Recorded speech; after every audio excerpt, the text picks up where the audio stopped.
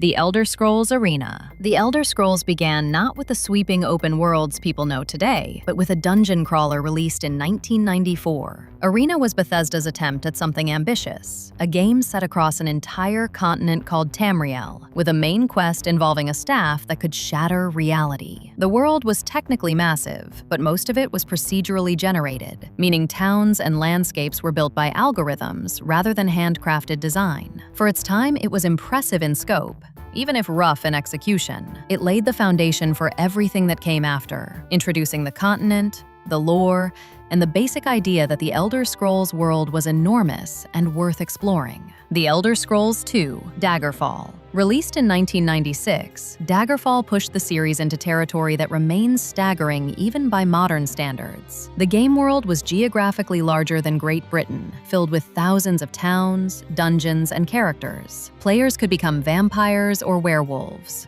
join guilds, and navigate a political web involving undead kings and shadowy organizations. The game was notoriously buggy at launch, with some bugs so severe they became almost legendary. Despite that, it developed a devoted following. Daggerfall represented the peak of the series' ambition in sheer scale, and while later games pulled back from that size, the depth of its systems influenced role-playing game design for years. An Elder Scrolls legend, Battlespire. Released in 1997, Battlespire was a spin-off rather than a mainline entry, though it shares the Elder Scrolls name and world.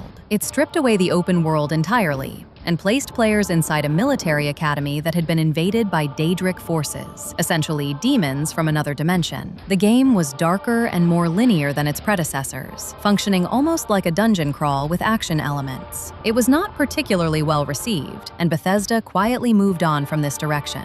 Battlespire is mostly remembered today by dedicated fans of Elder Scrolls lore, since it expanded on the Daedric realms in ways the main series rarely did.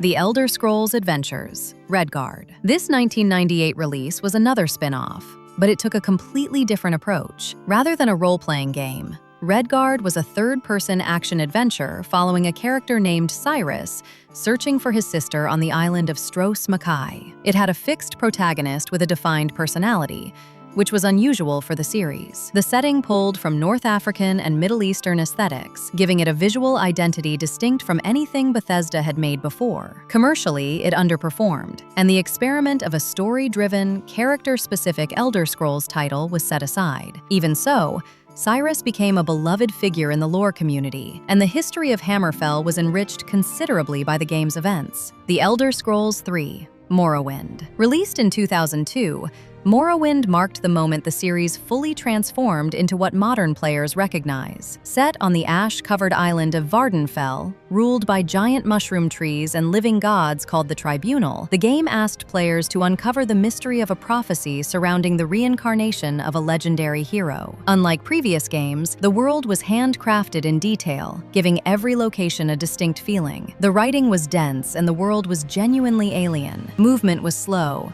Combat was dice roll based beneath the surface, and the game demanded patience. In return, it offered one of the most unusual and fully realized settings in role-playing history. Morrowind remains deeply influential, and its modding community has kept it alive for over 2 decades. The Elder Scrolls IV: Oblivion. In 2006, Oblivion brought the series to a new generation of hardware and a new audience. Set in the relatively familiar, almost classical fantasy province of Cyrodiil, it told a story about closing dimensional gates as a demonic army invaded from another plane. The shift from Morrowind's strange world to something more conventional was criticized by some longtime fans, but Oblivion reached millions of new players who found it more approachable. Its voice acting, radiant AI system, and detailed cities felt like genuine leaps forward. The game also became known for its downloadable horse armor, one of the first notable controversies around paid cosmetic content in gaming. Beneath the criticism and the memes,